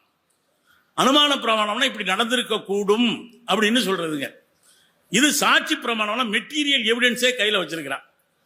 உடனே கேட்கிறான், நீ தப்பா தீர்ப்பு சொல்லிட்ட, என் கோவலனை கொன்னது தப்பு இல்லையா, கல்வனை கொள்வது தானே நீதி, யாரு சொன்னது கல்வன்னு? உடனே ஒரு கேட்கிறான், சரி உன் கையில ஒரு சிலம்பு இருக்கு, என் மனைவியினுடைய காலில் 2 சிலம்பு இருக்கு, உன்னுடைய காலில இருக்கிற சிலம்பு என்ன? அது மாணிக்க பற்களை கொண்டது அப்படிங்கிறா கண்ணகி. பாண்டியன் சொல்றான், என்னுடைய மனைவியின் காலிலே இருப்பது முத்து. இதுல ஒரு நுட்பம் இருக்குங்க. ஏன் தெரியுமா? கண்ணகியினுடைய காலில் மாணிக்க பரலும், பாண்டிமாதேவியினுடைய காலில், கோப்பரும் தேவியினுடைய காலில் முத்தும் இருந்தது. கொற்கை உள்ளிட்ட துறைமுகத்தை கட்டி ஆண்டவன் பாண்டிய மன்னன். கண்ணகி யாருன்னா, கண்ணகியினுடைய அப்பா பேர் என்ன தெரியுமா? மாநாய்க்கன்னு பேரு. மாநாய்க்கன்னா பெரிய கப்பலை வைத்து உலகம் முழுவதும் வியாபாரம் செய்கிறவன் என்று பொருள். அவளுடைய மாமனார் பெயர், கோவலனுடைய அப்பா பேர் மாசாத்துவான்னு பேரு. 2 பேரும் எவ்வளவு பெரிய பணக்காரங்கன்னா, சோழ மன்னனுக்கே காசு தேவைப்பட்டா இவங்க 2 பேர் தான் கொடுத்து உதவுவாங்களாம். உலகம் பூரா கப்பல் வச்சு வணிகம் பண்ணவங்க. உள்நாட்டில் கிடைத்த முத்தைத்தான் பாண்டிய மன்னன் தன்னுடைய மனைவியின் சிலம்பிலே வைத்திருந்தான்.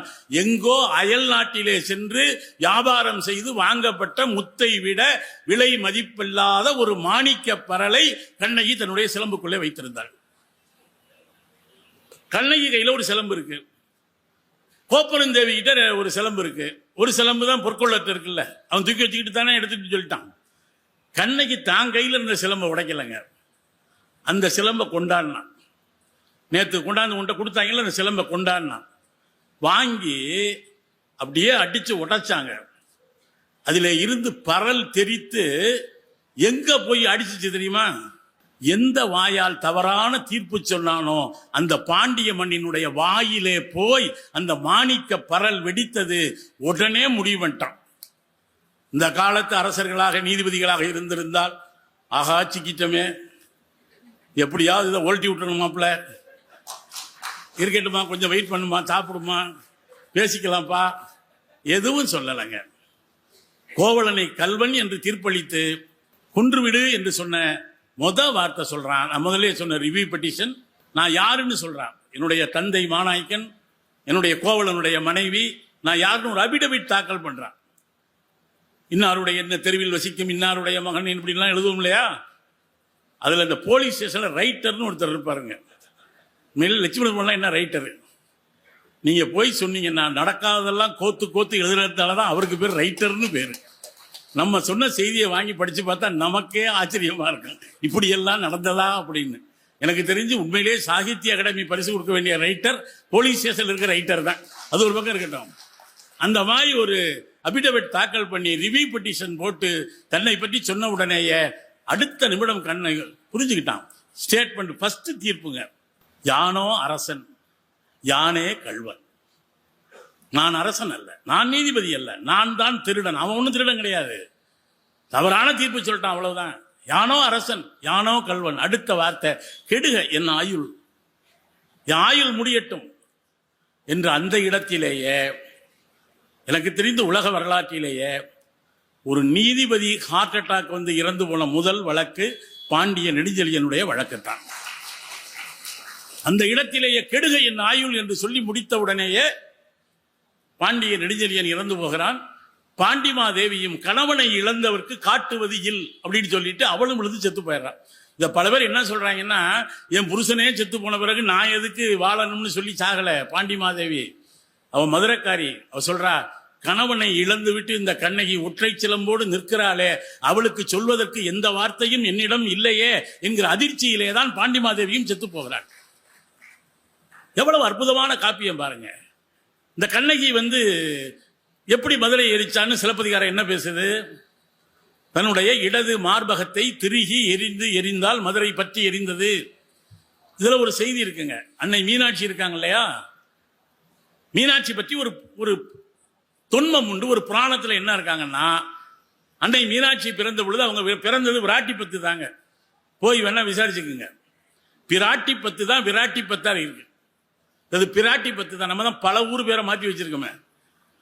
அது உண்மையிலேயே பிராட்டி பத்து விராட்டி பத்துல பிறந்தவங்க. அவர்களுக்கு பிறக்கிற பொழுது 3 மார்பகங்கள் இருக்கு. ஒரு மார்பகம் எப்ப மறையும் அப்படின்னு சொல்லியிருக்காங்கன்னா, யாரை பார்த்து அவர்களுக்கு காதல் கொள்கிறார்களோ அப்ப அந்த தனம் இறந்து போகும், மறைந்து போகும் அப்படின்னு புராணம். அதுபோல சொக்கநாத பெருமானை பார்த்த உடனே அந்த 3ஆவதாக இருந்த மார்பகம் மறைஞ்சு போச்சுங்கிறது புராணம். நீ நல்லா கவனிச்சீங்கன்னா, ஏற்கனவே சொல்லப்பட்ட புராணத்தில அந்த மார்பகம் மறைந்து போனது. இங்கே சிலப்பதிகார காவியத்திலே கணவனுக்கு நீதி கேட்க தன்னுடைய மார்பகத்தையே ஆயுதமாக மாற்றுகிறாள் கண்ணகி. அது தாய்மையின் அடையாளம். ஒரு கவிஞன் அழகா சொன்னா, கண்ணகி திருகி எரிக்கப்பட்ட மார்பகம் தான் பின்னாளில் மணிமேகலையிலே வருகிற அமுத சுரபி அப்படின்னா. அமுத சுரபி என்பது மணிமேகலை யாருங்க? மாதவியினுடைய மகள். இங்க சில பேர் முன்னாலாம் பாத்தீங்கன்னா கற்பில் சிறந்தவள் கண்ணகியா மாதவியான்னு பட்டிமன்றம் நடத்திக்கிட்டு இருந்தாங்க. அப்பதான் அந்த பட்டிமன்றம் எப்போது நடத்தினாங்க, இப்படி பேசிக்கிட்டு இருக்கும்போது எந்திரிச்சு, அந்த 2 ஆளுமே நல்ல கற்பில் சிறந்தவர் தான், காசுக்காக மாறி மாறி பேசிக்கிட்டு இருக்கீங்கல்ல, நீங்க தாண்டா கற்புல கெட்டவங்கன்னு சொன்ன பிறகுதான் அந்த பட்டிமன்றத்தையே நிறுத்தினாங்க. அது ஆய்வுக்குரியது அல்லங்க. கண்ணகி பின்னால சேரன் செங்குட்டு உடனே சொல்றான், அவன் அப்ப மாதிரி என்னுடைய தகப்பன் மாதிரி அப்படிங்கிறான். அப்ப எனவே செப்புவது உடையேன் அப்படின்னா மதுரை எப்படிப்பட்ட நகரம்னா, நீதி பிழைத்ததால் நீதி தவறியதால் அவனோட போகல, இந்த மக்களும் அதற்காக மனம் இருந்தினார்கள். அதனால்தான் இந்த மதுரை இன்றைக்கும் நீதி நிமிர்ந்த நகரமாக நிமிர்ந்து நிற்கிறது. ஆனா வைரமுத்து ஒரு இடத்துல சொல்றாரு, மதுரை மதுரை மாமதுரை, அன்று நீதிக்கு பயந்த மாமதுரை, இன்று ஜாதிக்கு பயந்த மாமதுரைங்கிறார். அன்னைக்கு நீதியை பார்த்து பயந்தான், இப்ப எந்த ஜாதி எப்ப என்ன பண்ணுமோன்னு தெரியாம பயந்துகிட்டு இருக்கான். அது ஒரு பக்கம் இருக்கட்டும். இதுல வந்து 2 செய்தி சொல்றேன் சிலப்பதிகாரத்துல இருந்து. கண்ணகியை அழைச்சிக்கிட்டு கோவலன் மதுரை நோக்கி வர்றாங்க. அவ கேட்கிறா, மதுரை எங்க இருக்குன்னு கேட்கிறான். அவ பூம்புகார்காரி. உடனே நம்மால் சொல்றாப்புல, ஒரு 5-6 காதம் இருக்கும் அப்படிங்கிறான். 5-6ன்னா 5-6 காதம் அப்படின்னு புரிஞ்சுக்கிறதா, இல்ல 5-6 கூட்டினா 11 காதம்னு புரிஞ்சுக்கிறதா, இல்ல 5-6 பெருக்கி 30 காத தூரம்னு புரிஞ்சுக்கிறதா, என்ன சொல்றேன்னே தெரியலங்க. அவ கண்ணகி எப்படிப்பட்டவன்னா, வண்ணச்சீரடி மண்மகள் அறிந்திலல் அப்படிங்கிறான். அவளுடைய பாதம் எப்படி இருக்குன்னு மண் மாதாவே பார்த்தது இல்லையா. அப்படிப்பட்ட பாதத்துக்கு சொந்தக்காரி கண்ணகி நடந்து வருகிறாள். இந்த மாதவிக்குள்ள நான் உள்ள போகல அதிகமா. அங்க வந்து காணல் வரிகள் பாடித்தான் 2 பேரும் பிரிகிறாங்க. கோவலன் போன உடனே மாதவி நினைக்கிறான், போனா போகட்டும், வந்துருவான்னு நினைக்கிறான். மாலை வாராயினும் நாளை காலை வந்துருவாப்ப நினைக்கிறா. வல்ல வீட்டுக்கு போறா. எல்லாத்தையும் இழந்துட்டேன், குன்றம் போன்ற செல்வத்தை இழந்து விட்டேன், என்னுடைய குடும்பத்தின் பெரும்புகளை எல்லாம் குலைத்து விட்டேன், என்ன செய்வது என்று கேட்ட பொழுது கண்ணகி சொல்கிறார், என்கிட்ட வேற எதுவும் கிடையாது, 2 சிலம்பு இருக்கு, எடுத்துக்கிட்டு வா, இந்த 2 சிலம்பு அடகு வச்சு இந்த ஊர்ல புழைச்சா எல்லாரும் தப்பா பேசுவாங்க, கண்ணுக்கு தெரியாத ஊருக்கு போயிடுவோம் அப்படின்னு சொல்லித்தான் கண்ணகி சொன்ன உடனேயே கண்ணுக்கு தெரியாத மதுரைக்கு கூட்டு வர்றா. எவ்வளவு தூரம்னு கேட்கிறா. ஒரு 5-6 மைல்னு சொல்லி மெல்ல மெல்ல அப்படியே கூட்டுக்கிட்டு வருகிற பொழுது கிட்டத்தட்ட மேலூர் தாண்டி வர்றப்ப இதுக்கு மேல நடக்க முடியல, எங்கதான் இருக்கு மதுரை அப்படிங்கிறாப்புல. உடனே சொல்றான் மதுரை வந்துருச்சு அப்படிங்கிறாப்புல. எப்படி சொல்ற? இதோ வைகை நதியில் இருந்து சந்தனம் அகிலுடைய வாடை வருகிறது. ஏன்னா அப்ப வைகையில சந்தனம் மரத்திற்கு ஒரு காலத்துல சந்தன கட்டையெல்லாம் மிதந்திருக்கு. இப்ப என்ன மிதக்குதுன்னு உங்களுக்கே தெரியும். இப்படி எல்லாம் ஒரு ஆறு இருக்க முடியாதுங்க. ஒரு ஆறு கெட்டு போனால், ஒரு ஆறு கெட்டால் ஒரு ஊர் கெடப்போகிறது என்று பொருளுங்க. இந்த வைகை எனும் பொய்யா குளக்கொடின்னு இளங்கோடிகள் பேசிய வைகை இப்படி வறண்டு கிடக்கலாமா? அது ஒரு தாய் பட்டினி கிடப்பது போல அல்லவா நம்முடைய வைகையை இப்படி நாம் போட்டு வைத்திருப்பது? அதுக்குள்ள வேறில்லாத ஆகாய தாமரைகள் அல்லவா அங்கே படர்ந்து கிடக்கிறது. காற்றின் ஈரத்தையும் உறிஞ்சிவிடக்கூடிய கருவக்காட்டையா வைகைக்குள்ள வளர்க்கிறது. அது ஒரு பக்கம் இருக்கட்டும். அப்ப கோவலன் சொல்லியிருக்கான் வந்துருச்சு மதுரை அப்படின்னாப்புல. நம்ம சொல்லுவோம்ல, ஒத்த கடை வந்த உடனே மாட்டுத்தாணி வந்துருச்சுங்கிற மாதிரி மதுரை வந்துருச்சுங்கிறான் கோவலன். எப்படி இந்த வாடை வருது இல்ல, வாசம் வருது இல்ல சொல்லி கூட்டு வர்றான். அப்போ ஒரு இடத்துல சொல்றாங்க மதுரையில கொடி பறந்துருக்குங்க. அப்பெல்லாம் இந்த கொடியெல்லாம் சொன்னிச்சான், கோவலா இங்க வராதரா அப்படின்னு இருக்கு, ஏதோ நடக்க போகுதுரா. அதெல்லாம் மீறித்தான் வர்றான் கவுந்தடிகளோட. அதெல்லாம் கதையெல்லாம் இருக்கட்டும். இப்படி நடந்து வருகிற பொழுதுங்க கண்ணகி மாதவி கோவலனுக்கு ஒரு கடிதம் கொடுத்து அனுப்புறாங்க. அந்த கடிதத்துல எப்படி சில பேர் இந்த காதலிக்கு கொடுக்கும் பொழுது கடிதம் எல்லாம் டெக்கரேட் பண்ணி அனுப்புவாங்கல்ல, ஒரு 6 வகையான பூக்களை வைத்து தாளை மடலில தன்னுடைய காதலன் கோவலன் பெயரை பேனாவால் எழுத்தாணியால் எழுதினால் கோவலன் பெயர் பழுதுபட்டு போகும் என்பதால் ஒரு பிச்சிப்பூவை எடுத்து அதனுடைய செம்பஞ்சு குழம்பிலே கோவலன் கொடுத்து இதை கொண்டு போய் கோவலன்ட்ட கொடுத்துருங்கிறான். காஞ்சனமாலை என்கிற தோழி தான் இந்த கடிதத்தை கொண்டு வருகிறாள். யார் கொடுத்தான்னு கேட்கிறாப்ல. மாதவி கொடுத்து அனுப்பினால்னு சொல்றான். அந்த கடிதத்தை பிரித்து பார்க்கவே இல்லை. உலகத்திலே முதலிலே பிரித்து பார்க்கப்படாமலே கிழித்து எறியப்பட்ட முதல் கடிதம் மாதவியினுடைய கடிதம். திரும்பி அந்த ஆளுக்கு லெட்டர் வாங்க மாட்டாங்க அப்படின்ட்டாப்ல. அடுத்த நாள் என்ன பண்றாப்ல, கௌசிகன் என்கிற ஒருத்தட்ட கடிதத்தை கொடுத்து அனுப்புறான். இது என்ன தெரியுமா பண்றா? ஒரு நுட்பம் இருக்குங்க. அதுல வாசனை பூக்களை எல்லாம் மாலையாக கட்டி இந்த கடிதத்தை கொடுத்து அனுப்பியவள் இதுலயும் வாசனை திரவியங்கள்லாம் வச்சுட்டு கடைசியா என்ன பண்றா, தன்னுடைய தலைமுடி ஒன்றை எடுத்து அதிலே வைத்து பதித்து முத்திரையிட்டு கொடுக்கிறாள். ஒருவேளை மலர் வாசம் அவனுக்கு தெரியாமல் போயிருந்தால் கூட என் முடியின் வாசம் அவன் நன்கறிவான், எனவே அதை எடுத்து பார்க்கலாம் என்று சொல்லி தன்னுடைய தலையின் முடியை ஒன்றை வைத்து மாதவி கொடுக்கிறாள். இந்த முடியின் பெண்களின் கூந்தலுக்கு இயற்கையிலேயே மனம் உண்டா இல்லையா என்கிற வழக்கோடு இணைத்து பார்க்க வேண்டிய ஒன்று இது. இந்த முடி பிரச்சனை மதுரையிலேயே தொடர்ந்து வந்துகிட்டே இருக்கு போல் இருக்குங்க. எனவே மாதவி தன்னுடைய முடியிலே ஒன்றை வைத்து கொடுக்கிறாள். ஆனா அந்த வந்த கௌசிகனுக்கு கோவலன் யாருன்னு தெரியாதுங்க. ஏன்னா கோவலனை தெரியும், ஆனா வறுமை நடந்தே வர்றான்ல, களைச்சு போயிட்டான், யாருன்னு தெரியல. நிறைய பேர் பஞ்சம் உழைக்க போய்கிட்டு இருக்காங்க. எப்படி கோவலனை கண்டுபிடிக்கிறது சொல்லுங்களேன்? எப்படி கண்டுபிடிக்கிறது? எப்படி தெரியுமா கண்டுபிடிச்சான் கௌசிகன்? யார்கிட்டையோ சொல்ற மாதிரி சொன்னான். ஏன் இந்த மாதவி கொடி இப்படி வாடி நிற்கிறது என்று கேட்ட உடனேயே பட்டக்குன்னு திரும்பி பார்த்தான் கோவலன். மாதவி என்கிற பெயரை அவன் மறக்க முயன்றாலும் உள்ளுக்குள்ளே அந்த பெயர் கொப்பளித்துக் கொண்டே இருக்கிறது. மாதவி கொடி ஏன் வாடி கிடக்கிறது என்று கேட்ட உடனே கோவலன் திரும்பி பார்த்தான், அந்த கடிதத்தை கொடுத்தான். அதிலே மாதவியினுடைய மலர் வாசம் மட்டுமல்ல, மாதவியின் உயிர் வாசத்தையும் அந்த கடிதம் தாங்கி இருந்தது. உடனே கோவலன் அந்த கடிதத்தை பிரித்து படித்தான். முதல் வார்த்தையே சொன்னது, உன்னுடைய அன்பு மனைவி கண்ணகியை அழைத்து கொண்டு ஊர் விட்டு ஊர் போகிற அளவுக்கு நான் ஏதாவது தவறு செய்து விட்டேனா என்று மன்னிப்பு கேட்கிற பாணியிலே மாதவி அந்த கடிதத்தை எழுதியிருந்தார். ரொம்ப கண்ணியமான ஒரு கடிதம் அது. இதை படிச்சுட்டு கோவலன் சொல்றான், முன்னெல்லாம் மாதவியெல்லாம் திட்டிருக்கிறான். அவன் சொல்றான், மாதவியும் நல்லவதான் சொல்லிட்டு சொல்றான், இந்த கடிதத்தை கொண்டு போய் யார்கிட்ட கொடுக்க சொல்றான், தன்னுடைய தந்தை மாசாத்துவான்ட்ட கொடுக்க சொல்றான்.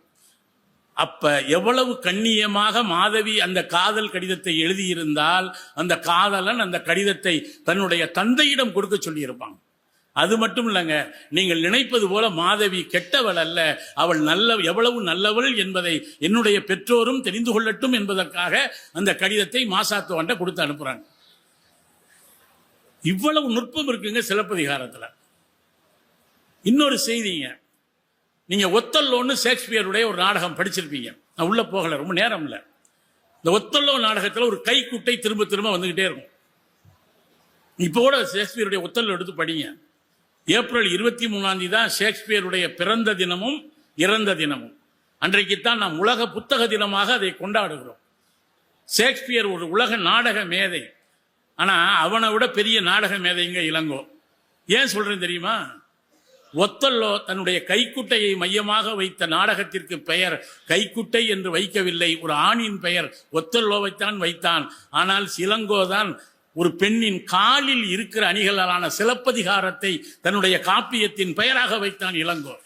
மனதிலாதீங்க, ஷேக்ஸ்பியர் காலம் இப்பதான் 2000 வருஷத்துக்கு முன்னாலே அப்படி சிந்தித்தவன் தமிழன்.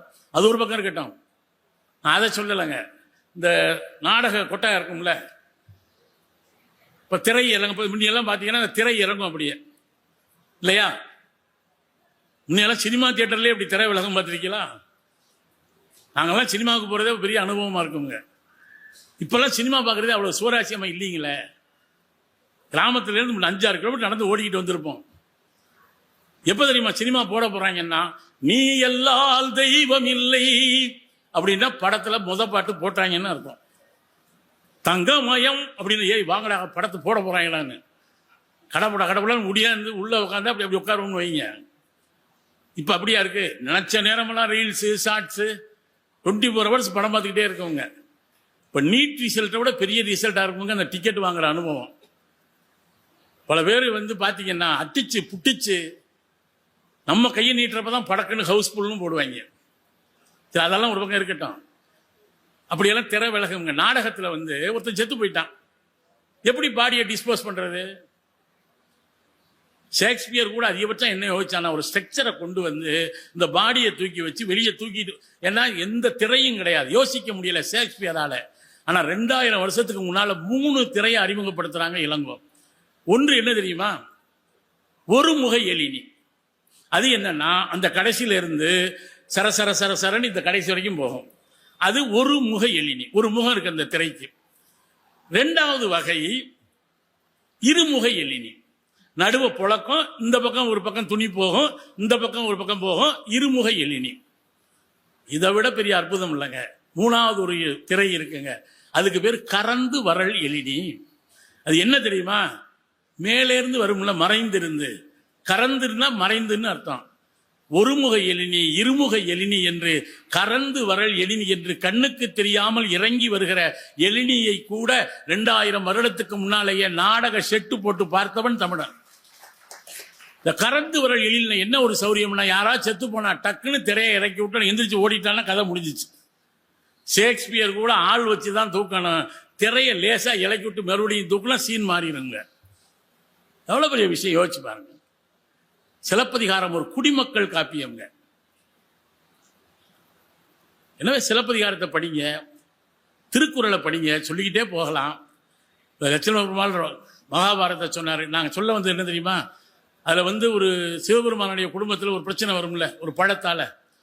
அந்த பழத்தை அதெல்லாம் நேரம் இல்லை, அந்த பழத்தை எடுத்துக்கிட்டு முருகப்பெருமான் போவார். கணபதி கடவுள் அங்கனையே இருந்து பழத்தை வாங்கிடுவார். உலகத்தில் தாய்னா என்ன தந்தைனா என்னன்னு முருகன் கோச்சிக்கிட்டு போயிடுவார். பழனி மலையில் போய் நிற்பார். நான் கூட அடிக்கடி சொல்றது உண்டு, முதல்ல அரை நிர்வாண போராட்டம் நடத்தியவர் முருகப்பெருமான் தான். தன்னுடைய கோரிக்கையை நிறைவேறுவதற்காக சமாதான தூதுவரா ஒவ்வை போன சொல்றான், முருகா வா முருகா, நீ அப்படி பொசுக்குன்னு கோச்சிக்கிட்டு வந்துட்ட, வாயா. அங்க உன் தாய் பார்வதி தேவி ரொம்ப சங்கடப்படுறாங்கய்யா, சிவபெருமானம் வருத்தப்படுறாங்கய்யா, வாங்க. அதெல்லாம் முடியாது பாட்டி, இது என்ன போட்டி வச்சா கரெக்டா இருக்கணும்ல ரூல்ஸ். சுத்தி வான்னு சொல்லிவிட்டு அங்கனே சுத்தி விட்டு ஆளுக்கு பழத்தை கொடுத்தா அது எப்படி சரி? வா முருகா, பழம் நீ எப்பா, நீயே ஒரு பழம் முருகா, உனக்கு எதுக்கு முருகா இன்னொரு தனியா ஒரு பழம், ஞான பழம் யா நீ, வாயா. கண்ணதாசன் எழுதியிருப்பாங்க, பழம் நீ எப்பா ஞான பழம் நீ எப்பா வழி வரும்ல, ஆத்திச்சூடியில அறம் செய்ய விரும்பு, அடுத்தவர் என்ன ஆறுவது சினம். இதை ஞாபகம் வச்சுக்கிட்டு கவியரசர் எழுதுறாரு, ஆறுவது சினம் கூறுவது தமிழ் அறியாத முருகனானி. என்ன முருகா, ஆத்திச்சூடி படிச்சிருக்கீல்ல, ஆறுவது சினம் கோத்த குறை முருகா, டென்ஷன் ஆகாத முருகா, வா முருகா, ஃபேமிலின்னா 1000 பிரச்சனை இருக்கு முருகா, அதுக்காக கோச்சிட்டு போறதா வாயா. ஆறுவது சினம் கூறுவது தமிழ் அறியாத முருகனானி. அடுத்து சொல்றாங்க, உன் தத்துவம் தவறென்று சொல்லவும் ஔவையின் தமிழுக்கு உரிமை உண்டுன்னா. முருகா, நீ செய்யறது தப்புன்னு சொல்றதுக்கு எனக்கு உரிமை இல்லை முருகா. நான் சாதாரண மானுட பெண், ஆனால் என்னுடைய தமிழுக்கு உரிமை இருக்கு முருகா. நான் எழுதிய ஆத்திச்சூடிக்கு நீ எழுதி செய்யறது தப்பு அப்படின்னு சொல்றதுக்கான உரிமை இருக்கு. ஆறுவது சினம் கூறுவது தமிழ் அறியாத முருகனா நீ சொல்லிட்டு சொல்றா, உன் தத்துவம் தவறென்று சொல்லவும் ஔவையின் தமிழுக்கு உரிமை உண்டு. ஏன் தெரியுமா? தமிழ் அம்மா பேரு தமிழரசி. உலகத்தில் இந்த பழக்கம் வேற எந்த மொழிக்கும் கிடையாதுங்க. எல்லோரும் மொழியில் பெயர் வைப்பார்கள், மொழியையே பெயராக வைப்பது தமிழ் மட்டும்தான். என் பிள்ளையின் பெயர் கூட தமிழ் அமுதன் தான், தமிழரசன், தமிழரசி, தமிழ் செல்வன். மற்றவங்களுக்கெல்லாம் மொழி நாக்கில் பிறப்பது, நமக்கு மொழி என்பது உயிரில் பிறப்பதுங்க. இந்த இடத்துல கண்ணதாசன் என்ன சொல்றாருன்னா, கடவுளா மொழியா என்று வருகிற பொழுது தமிழர்கள் கடவுளை விட ஒருபடி மேலே வைத்து தமிழை பார்த்திருக்கிறார்கள் என்பதைத்தான் ஆறுவது சினம் கூறுவது தமிழ் அறியாத முருகனா நீ என்று ஔவையின் வழியாக கண்ணதாசன் பேச வைத்திருக்கிறார். சரி, இப்ப நம்ம வழக்குரை காதைக்கு வருவோம், முடிப்போம், அந்த கேஸை முடிப்போம். எவ்வளவு நேரம் எழுதிட்டு கிடப்பேன் அப்படின்னு. நாங்கள் நீதிமன்றங்கள் இன்னைக்கு மாறிக்கிட்டே இருக்குங்க. நான் வேடிக்கையாக ஒரு ஜோக்கு சொல்லுவேன். ஒருத்தர் ஒரு அம்மாவை சாட்சிக்கு கூட வந்தாங்களாம், ஒரு வயசான பாட்டியை. வக்கீல் கேட்பார்ல, அம்மா உன்னை பற்றி கொஞ்சம் சொல்லுமா, விசாரிக்கணும்னு. குற்றவாளிக்கு உண்டுல. நீங்கள் கண்ணகி பாண்டிய நெடுஞ்செழியன் அவைக்கு போனப்போ பொழுது கூட அங்கடிக்கலைங்க, கோபமாக பாண்டியன்ட்டே போயிட்டாங்க. குற்றவாளிகளை விசாரிக்கிற இடத்தில் கண்ணகி நிக்கல. கிட்டத்தட்ட இவளே நீதிபதியா மாறிட்டா. அந்த வழக்கிலே தான் குற்றவாளி, குற்றம் சாட்டப்பட்டவருடைய மனைவி நீதிபதியானார். நீதி சொன்னவரே குற்றவாளியாகி போய் இறந்து போனார். இந்த கேஸ்ல என்னன்னா, இந்த பாட்டிக்கிட்ட அம்மா உன்னை பத்தி சொல்லு, கொஞ்சம் விசாரிக்கணும்னா பிள்ளையாம். உடனே அந்த கிளவி, அது ஒரு விச கிளவி போல இருக்கு, சொல்லியிருக்கு, என்னை பத்தி நான் என்னப்பா சொல்றது, உன்னை பத்தி சொல்லவான்னு கேட்டிருக்கு. யார? வக்கீலை பார்த்து.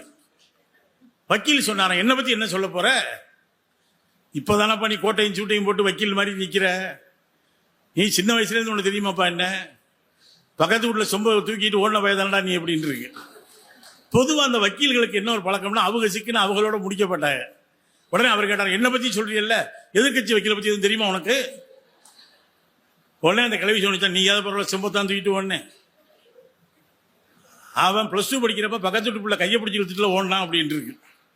இந்த விசாரிச்சுக்கிட்டு நீதிபதி யோசிச்சாரு, இந்த கிளவி எவனாவது ஒரு கூறுகட்ட வக்கீல் அடுத்து திரும்பி நீதிபதி பத்தி தெரியுமான்னா நம்மளை பத்தி என்ன சொல்லுவான்னே தெரியாது.